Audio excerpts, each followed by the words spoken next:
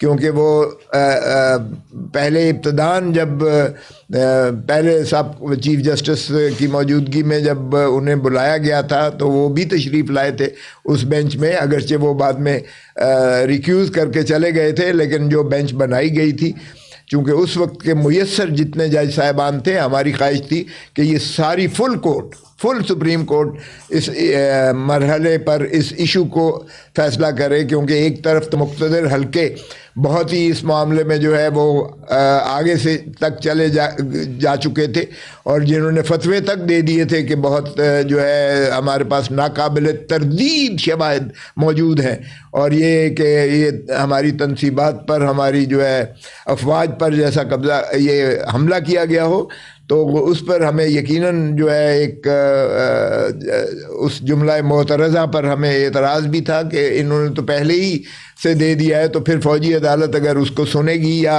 پھر اپیل میں بھی خود وہی سنیں گے، جو فارمیشن کمانڈرز نے بھی آپ نے دیکھا کہ انہوں نے بھی یہی کہا، پھر کور کمانڈرز نے بھی ان کی کانفرنس میں یہی کہا، پھر اس میں ISPR نے اس وقت جو ہے جس انداز سے اس ایشو کو اٹھایا تھا، حالانکہ ہماری نظر میں یہ آرکیسٹرڈ ایک جو ہے موو تھی، جس میں وہ تسلسل تھا پاکستان تحریک انصاف کے خلاف جو ایک کارروائی، ایک مضموم وہ جدوجہد کی جا رہی تھی کہ ہم جو ہے بانی چیئرمین محترم عمران خان کو جس انداز سے ہٹایا گیا، اس کے تسلسل میں یہ سارا معاملات چلے آ رہے تھے، اور یہ اس کا شاخسانہ تانے بانے دراصل تو آپ کو پتہ ہی ہے کہ جب محترم باجوہ صاحب نے ایکسٹینشن کے لیے ایک تحرک کیا تھا، اور لندن میں جو پلان بنا تھا محترم نواز شریف صاحب کے ساتھ، یہ اسی کا سارا جو ہے عملداری آج تک چلی آ رہی ہے تسلسل،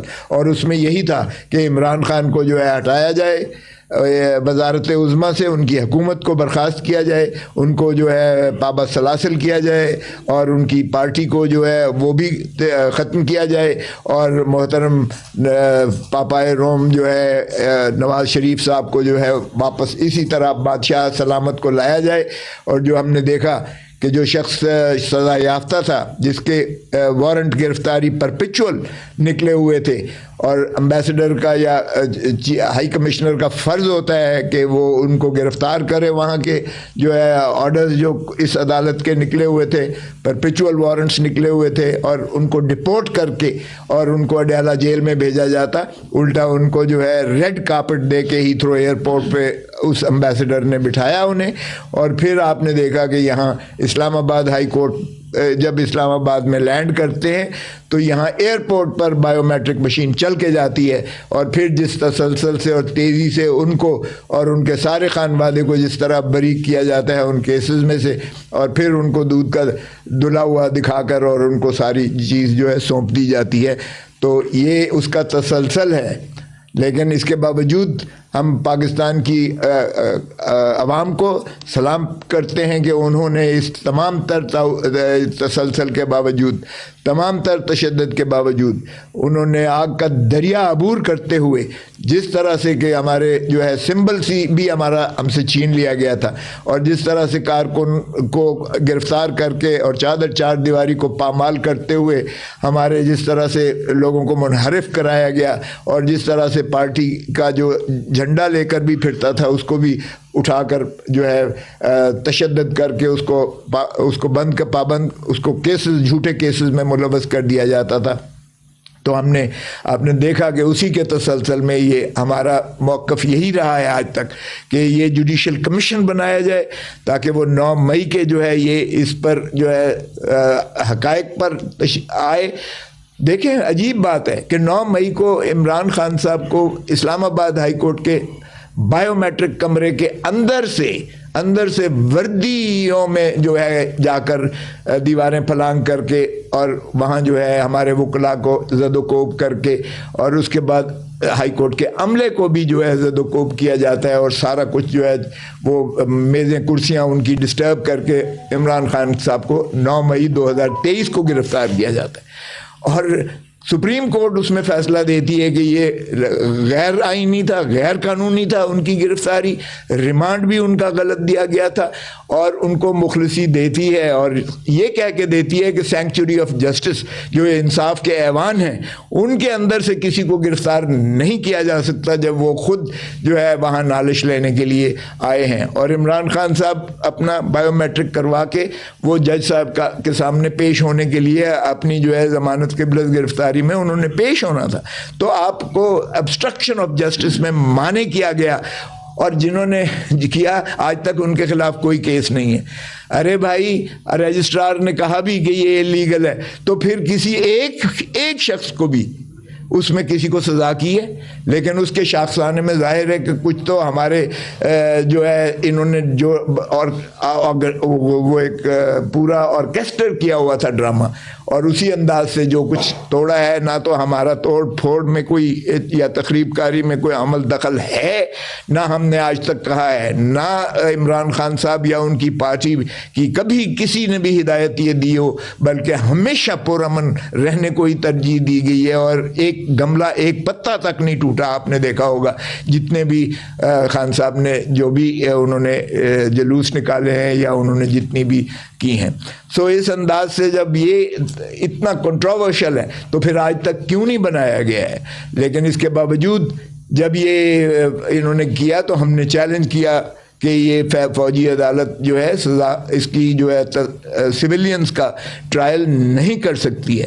چنانچہ یہ فیصلہ بہت ہی لمبی چوڑی بحث و تمہیز کے بعد، اٹارنی جنرل کو سننے کے بعد، اور تمام جو ہے جو سٹیک ہولڈرز ہیں ان کو سننے کے بعد 5 رکنی سپریم کورٹ کے جو ہے بینچ نے فیصلہ کیا، اور انہوں نے نہ صرف یہ کہ انہوں نے کہا کہ نہیں سن سکتی ہے فوجی عدالت سویلینز کے معاملات کو، یہ آئین کے جو ہے آرٹیکل 8 پر انہوں نے کہا کہ جو آرمی ایکٹ کی 2 شقیں تھیں وہ بھی انہوں نے کہا کہ یہ غیر آئینی ہے، اور ان کو بھی کالعدم اور ماورائے آئین متصور کرتے ہوئے ان کو کالعدم قرار دیا گیا۔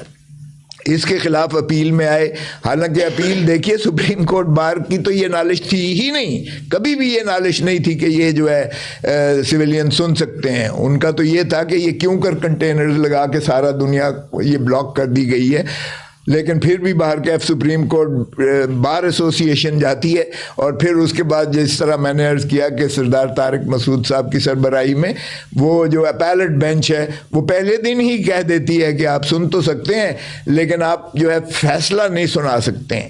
ایک انٹرم عبوری حکم ہوا، اور یہ بھی ہمارے اعتراضات کے باوجود کہ بینچ کی تشکیل جو ہے وہ بھی مناسب نہیں ہے، کانفلکٹ آف انٹرسٹ کے علاوہ آپ جو ہے نہیں سن سکتے ہیں، اس لیے کہ آپ اس 5 رکنی یا نیچے ہائی کورٹ کی جو اوریجنل جورسڈکشن تھی اس میں آپ موجود تھے، اگرچہ آپ بعد میں چلے گئے اٹھ کے، لیکن جب ایک دفعہ حصہ ہو جائے تو پھر وہ دوبارہ اپیل میں نہیں بیٹھ سکتا۔ بار کیف اب وہ ریٹائر ہو گئے ہیں، اب تو وہ نہیں تھے۔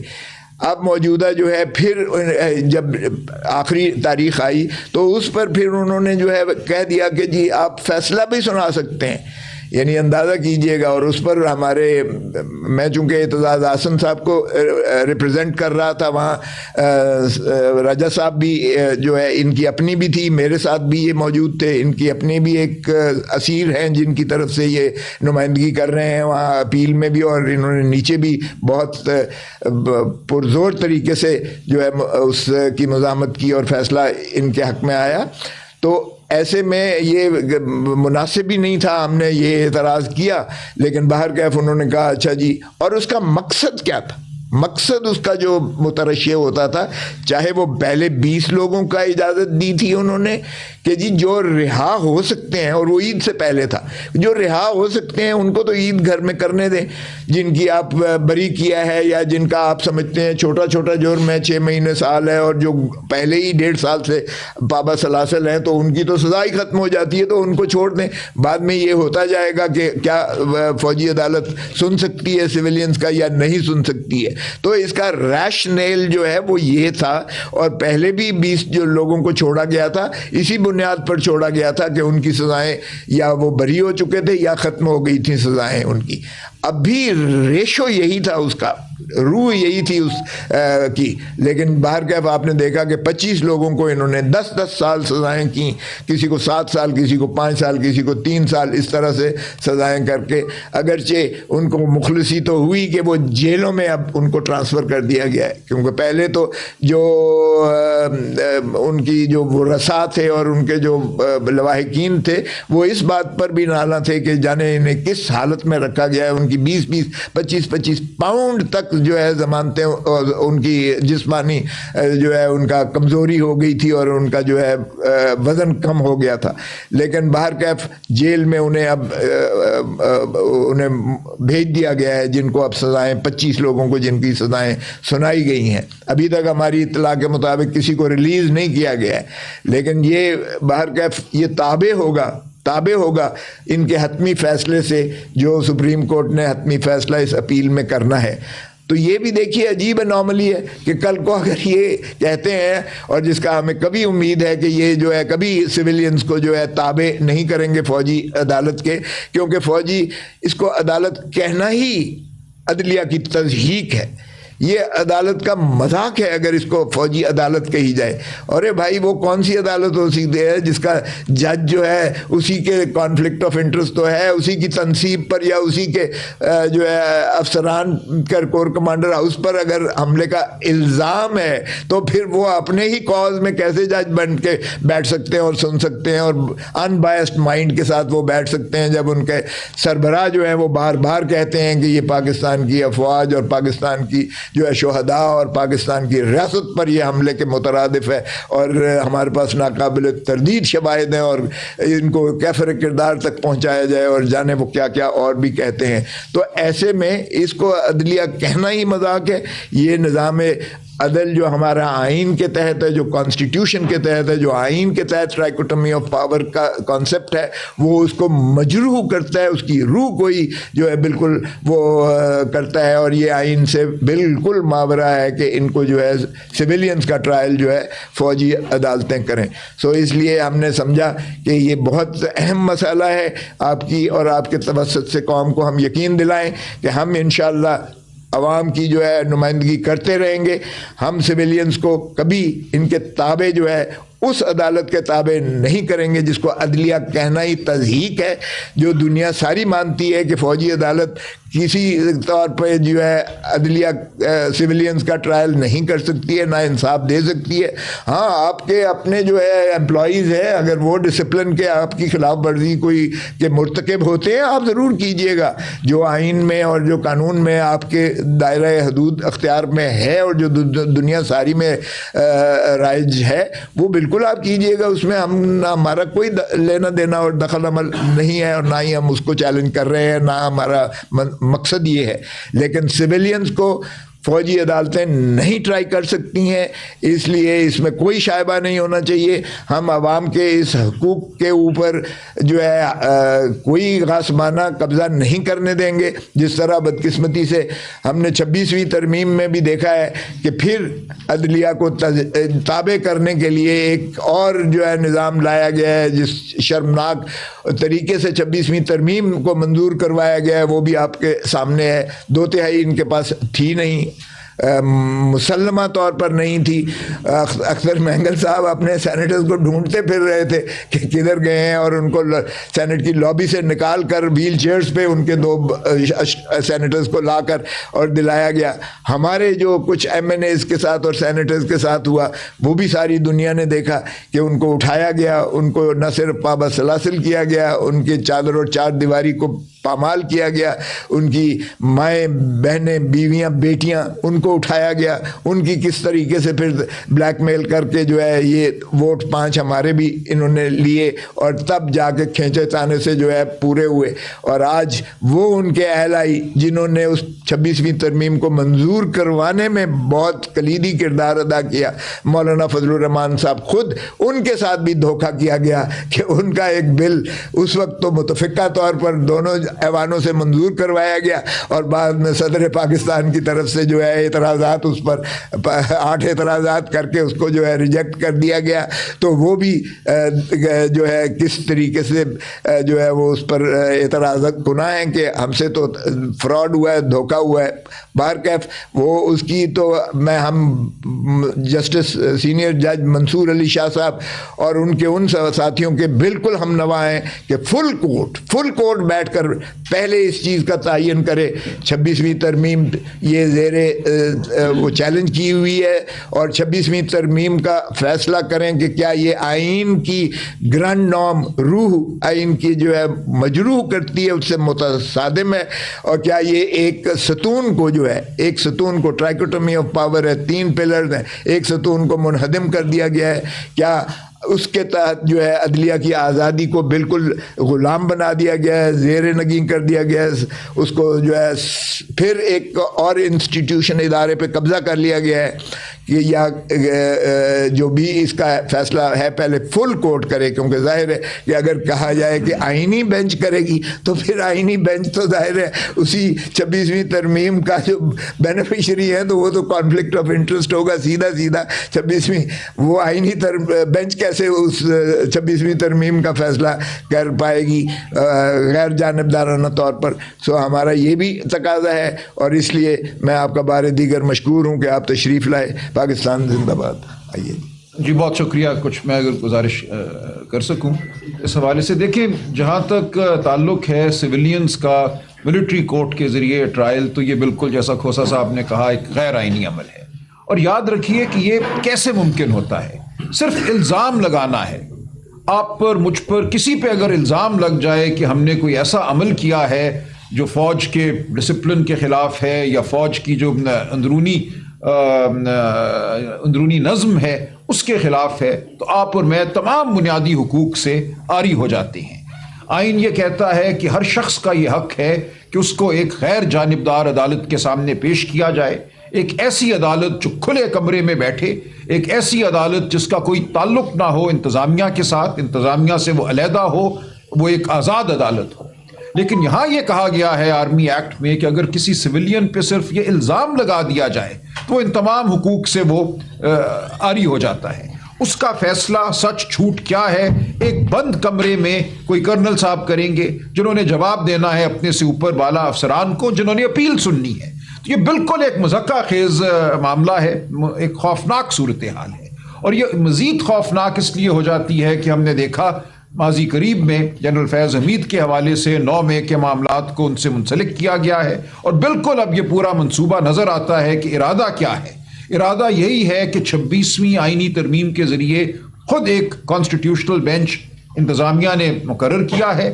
اس کانسٹیٹیوشنل بینچ کے ذریعے جو فیصلہ ہوا تھا پہلے 5 ممبر بینچ کا, جس میں کہا گیا کہ سویلین کی ٹرائل فوجی عدالت نہیں کر سکتی, اس فیصلے کو رد کرایا جائے. اور اس کے بعد ہمیں یہ اندیشہ ہے, گمان ہے کہ عمران خان صاحب کو اس معاملے میں منسلک کر کے کسی فوجی عدالت کے سامنے پیش کیا جائے. تو پوری جو 26ویں آئینی ترمیم تھا اس کا در حقیقت ہدف یہی تھا کہ سویلینز کو اور بالخصوص عمران خان, وزیر اعظم عمران خان صاحب کو کسی فوجی عدالت کے سامنے پیش کیا جائے. اگر ایسا کیا جاتا ہے تو یہ ایک انتہائی بدقسمت لمحہ ہوگا ہماری قومی تاریخ کا. میں سمجھتا ہوں پاکستان کی عوام کے لیے یہ ایک جاگ اٹھنے کا موقع ہے کہ ہمارے ساتھ ہو کیا رہا ہے, اس ملک کے ساتھ کیا ہو رہا ہے.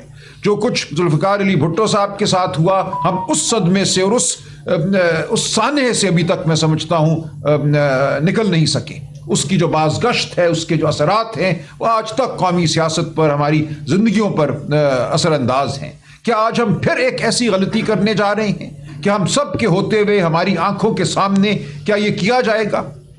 میں اپیل کرتا ہوں, مقتدرہ سے بھی اپیل کرتا ہوں, پاکستان کے ہر ذی شعور سے اپیل کرتا ہوں کہ خدا را ایسا نہ کیجئے, ایسا نہ ہونے دیجئے. پوری دنیا میں ہمارا نہ صرف مذاق اڑے گا, ہم ایک ایسی قوم کے طور سامنے آئیں گے جس کو آئین, قانون, شرافت سے کوئی مطلب نہیں ہے. یہ چیز دنیا, اقوام عالم کا ضمیر قبول نہیں کرے گا.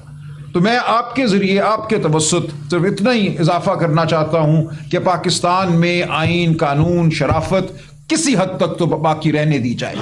یہ عدالتیں نہیں ہیں. پوری دنیا کا, اقوام عالم کا یہ متفقہ فیصلہ ہے کہ فوجی عدالت کوئی عدالت نہیں ہوتی. فوجی عدالت فوج کے اندرونی معاملات کی حد تک تو ہے، لیکن سویلین جس کو بنیادی حقوق آئین دیتا ہے اس کی ٹرائل یہاں کرنا آئین کا مذاق ہے۔ یہ ہرگز نہیں ہونا چاہیے، کسی عام شخص کے لیے نہیں ہونا چاہیے، یہ زید اکبر کے لیے نہیں ہونا چاہیے، اور یہ عمران خان کے لیے بھی نہیں ہونا چاہیے۔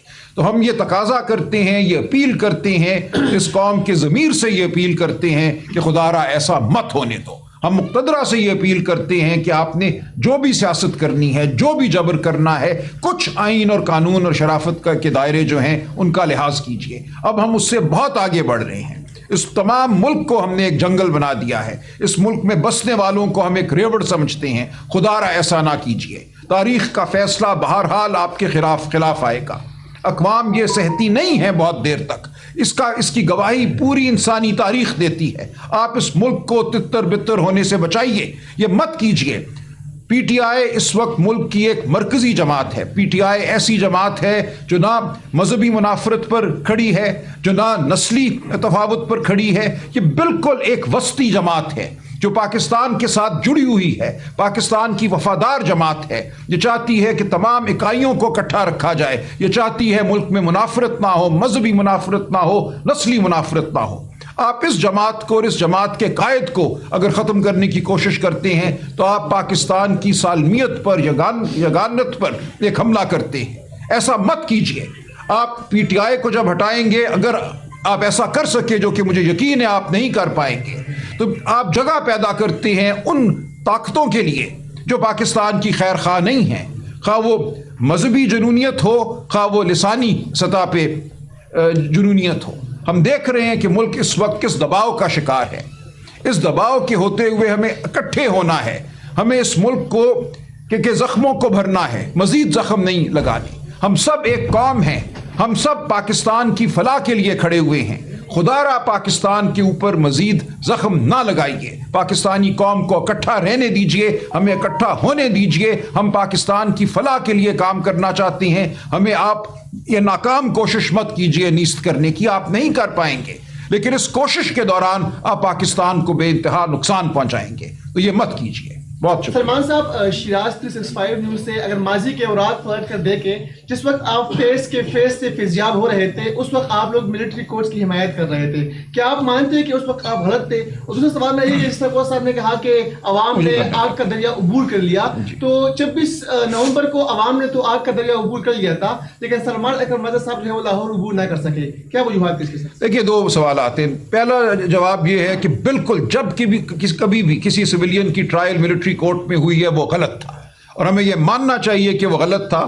کچھ عرصہ ایسا گزرا اے پی ایس کے بعد کہ آئینی ترمیم کے ذریعے یہ کہا گیا کہ سویلین کی ٹرائل ملٹری کورٹ کے سامنے ہو سکتی ہے۔ میری نظر میں وہ بھی غلط تھا۔ اگر آپ اس وقت کے فیصلے دیکھیں تو اکثریت نے تو کہا کہ ہو سکتی ہے، لیکن بہت بڑی ایک اقلیت نے سپریم کورٹ میں کہا کہ تب بھی یہ نہیں ہو سکتی، اور میں اس اقلیت کی تائید کرتا ہوں۔ میں سمجھتا ہوں ملٹری کورٹ کے سامنے سویلین کو کبھی بھی پیش نہیں کیا جانا چاہیے تھا اور نہ کیا جانا چاہیے۔ جہاں تک 26 نومبر کا تعلق ہے، یہ سوال آپ نے کسی شاید نیک نیتی سے کیا ہوگا۔ دیکھیں، اس کا جواب بہت دفعہ دیا جا چکا ہے۔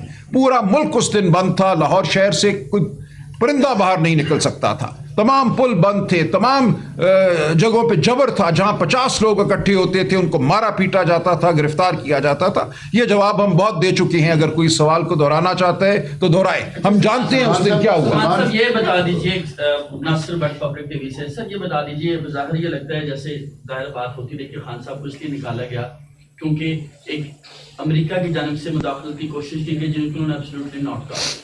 آج کل ہم دیکھتے ہیں پاکستان تحریک انصاف جو امریکی صدر نئے بننے والے ہیں، ان کے مشیر ہیں، ان کی جانب سے فری عمران خان کہا گیا، اور بظاہر لگتا ہے کہ تحریک انصاف کی جانب سے ان کو بھی پی ٹی آئی کا رہنما مانتے ہوئے باقاعدہ پروموٹ کیا جا رہا ہے، ان کی جانب سے یہ کہا جا رہا ہے کہ ان کو پروموشن مل رہی ہے۔ کیسے دیکھتے ہیں آپ؟ سمجھتے ہیں کہ یہ پاکستان کے اندرونی معاملات میں مداخلت ہے ایک ایسے شخص کی جانب سے جو کہ امریکی انتظامیہ کا ایک اہم حصہ بن چکے ہیں؟ دیکھیں، اس میں دو پہلو ہیں اس کے۔ جہاں تعلق ہو بنیادی انسانی حقوق کا، یہ اب مسلمہ قانون ہے۔ اقوام متحدہ کو اگر آپ دیکھیں، ان کی جو ٹریٹیز ہیں، جو ان کی کنونشنز ہیں، انٹرنیشنل کورٹ آف جسٹس کو آپ دیکھیں، تو یہ ایک مسلم اب بین الاقوامی ایک فیصلہ ہے کہ بنیادی حقوق کا تحفظ ہر ایک کا فرض ہے. کوئی مملکت کوئی ملک یہ نہیں کہہ سکتا کہ ہم اپنے ملک کے اندر بنیادی حقوق کو پامال کریں گے، باقی تمام دنیا خاموش کھڑی رہے. یہ جب بوسنیا میں ہوا تو ہم سب نے احتجاج کیا کہ بنیادی حقوق کو آپ پامال نہیں کر سکتے، اور ہم نے تقاضا کیا کہ یہاں جا کے روکا جائے بنیادی حقوق کی پامالی کو. لہٰذا جہاں بنیادی حقوق پامال ہو رہے ہوں، لوگ اغوا ہو رہے ہیں، لوگوں کے بچے غائب ہو جاتے ہیں اور پھر 40-50 دن کے بعد شکستہ آنکھوں کے ساتھ سامنے آتے ہیں، اس ملک میں آواز اٹھانا جرم بن چکا ہے، اس ملک میں بات کرنا، اکٹھے ہونا، کھڑے ہونا جرم بن چکا ہے. ایسی حالت میں پوری دنیا کا تشویش میں مبتلا ہونا بالکل جائز ہے. یہ بات بنتی ہے کیونکہ انسانیت پر جرم ہو رہا ہے. جب آپ کسی بھی ملک میں بنیادی حقوق کو پامال کرتے ہیں تو صرف آپ اس ملک کے جو باشندے ہیں ان کے خلاف جرم نہیں کرتے، آپ انسانیت کے خلاف جرم کرتے ہیں. لہٰذا پوری انسانیت کا فرض ہو جاتا ہے کہ ان جرائم کے خلاف وہ آواز بلند کرے. ایک تو مجھے جواب دینے دیجیے.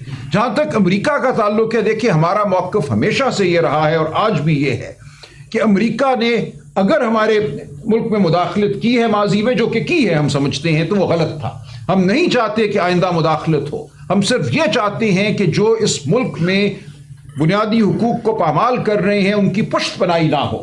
اور ہم سمجھتے ہیں کہ آگے چل کر ایسا ہونے کا بڑا امکان ہے کہ پشت پناہی نہیں ہوگی. ہم نہیں چاہتے کہ کوئی ہماری مدد کرے، ہم نہیں چاہتے کہ کوئی آ کر ہمارے لیے کچھ کرے. ہم صرف اتنا چاہتے ہیں کہ قانون کے مطابق، آئین کے مطابق، شرافت کے مطابق معاملات چلیں اور بیرونی پشت پناہی نہ ہو. ہم اس پشت پناہی کے خلاف ہیں. سلمان صاحب ایک سوال، کنفلکٹ پہ پابندیاں جو عائد ہوئی ہیں، امریکی اس حوالے سے پاکستان تحریک انصاف کا آفیشیل موقف کیا ہے، اور مذاکرات کے حوالے سے آپ نے کور کمیٹی کو بھی بریف کیا، اس میں پیش رفت ہوئی دونوں؟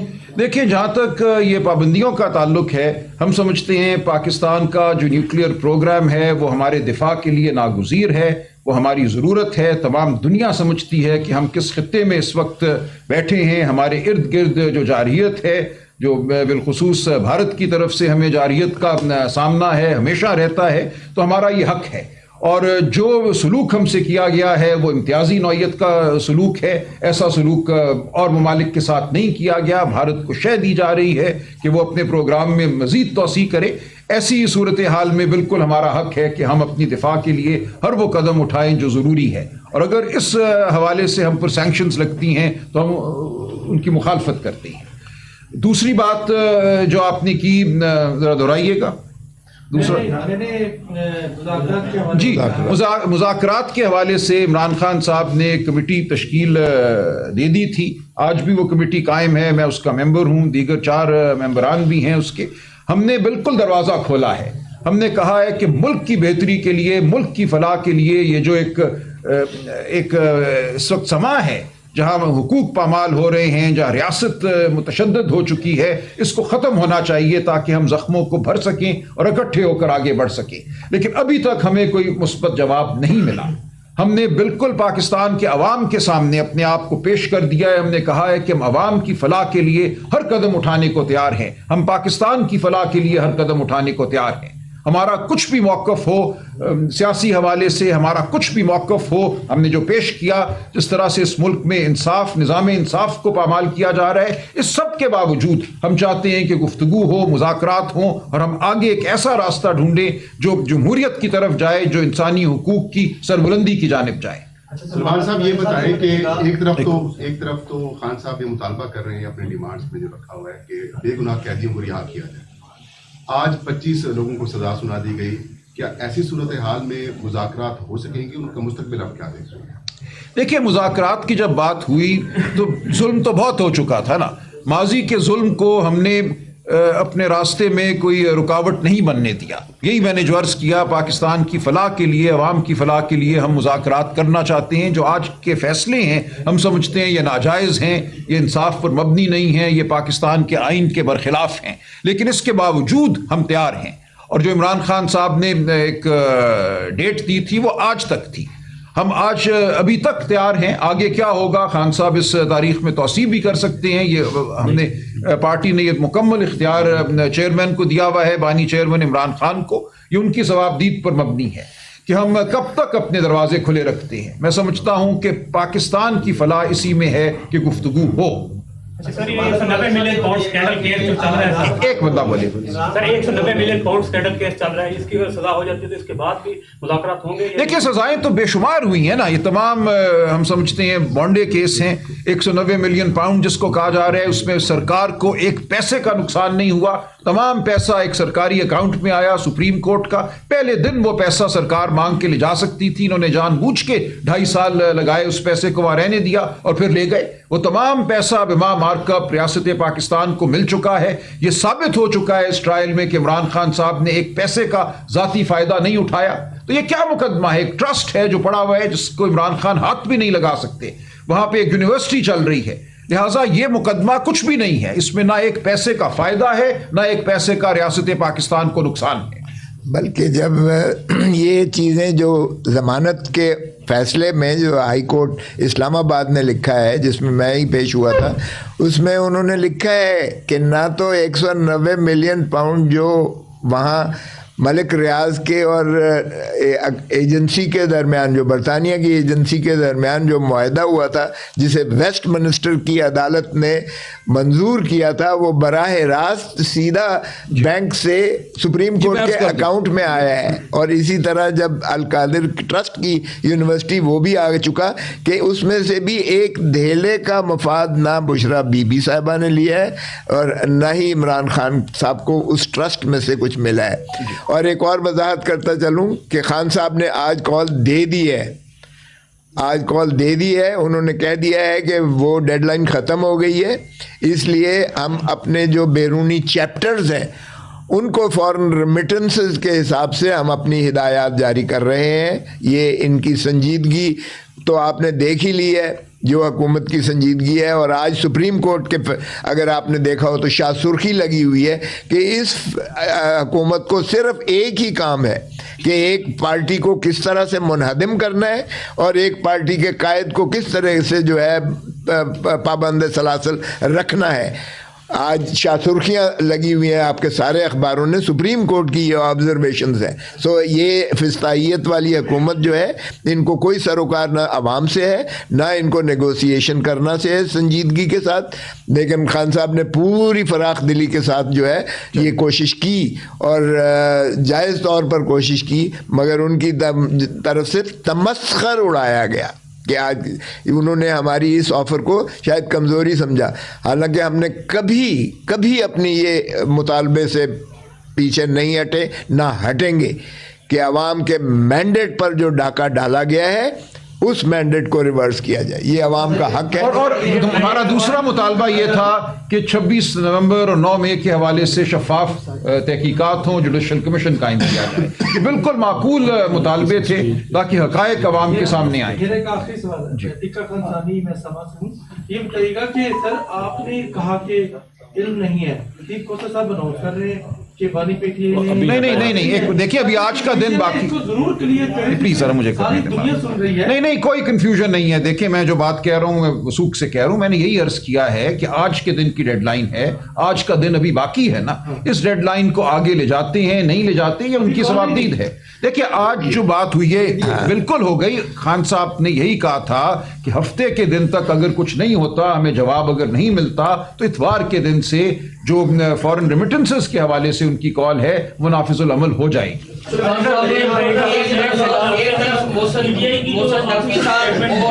मुझे जरा करने देना।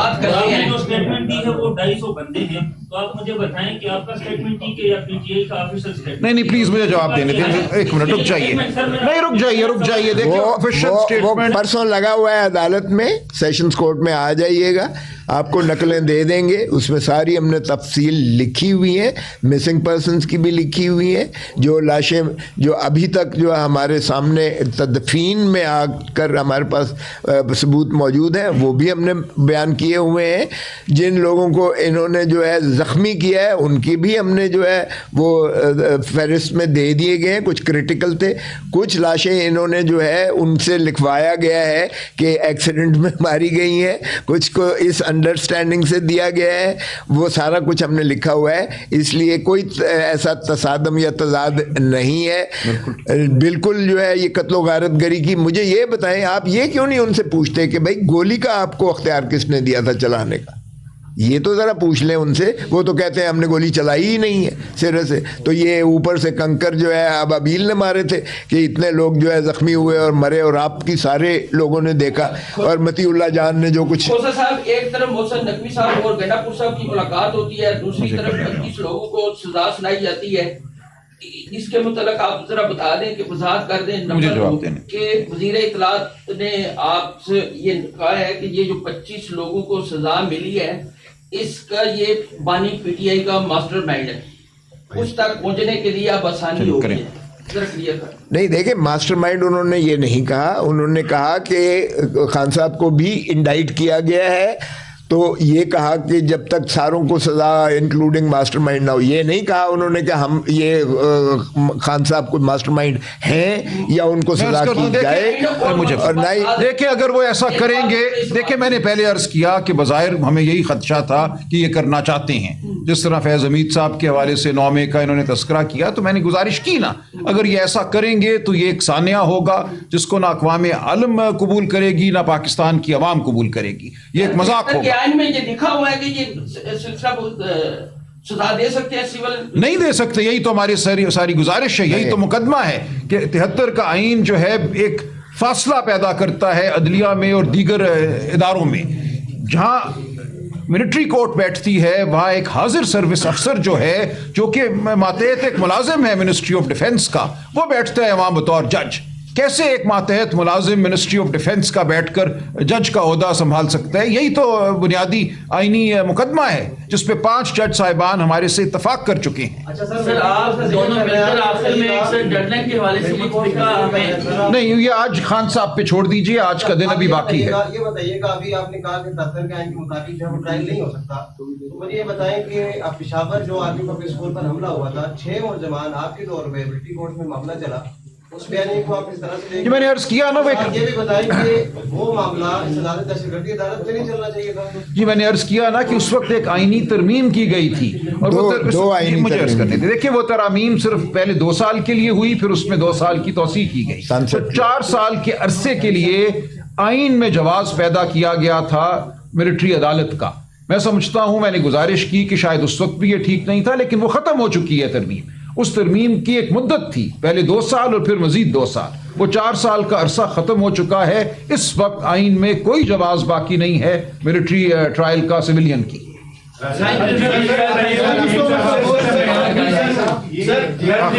آخری سوال. میرا خود تعلق کے پی کے ثوابی سے, امین میرا نام ہے گولڈ ٹی وی سے. سیول نافرمانی کی ممکنہ کال ہے وہ برقرار ہے, باقی اسلامات سے سمجھ آ جاتی سیول نافرمانی. اب میرا خود تعلق کے پی کے سے, تو میں کے پی کے جو کہ پی ٹی آئی کی گورنمنٹ میں, وہاں سیول نافرمانی نہیں دیکھیں, میں عرض کروں سیول نافرمانی کیا ہوگی اس کے خد و خال آپ کے سامنے نہیں آئے. ابھی بات صرف اور صرف بیرون ملک جو لوگ ہیں, جو وہاں سے ریمیٹنس بھیجتے ہیں, جو وہاں سے پیسہ بھیجتے ہیں, ان کے حوالے سے بات ہوئی ہے. اس سے آگے اس وقت کوئی بات نہیں ہوئی. شکریہ.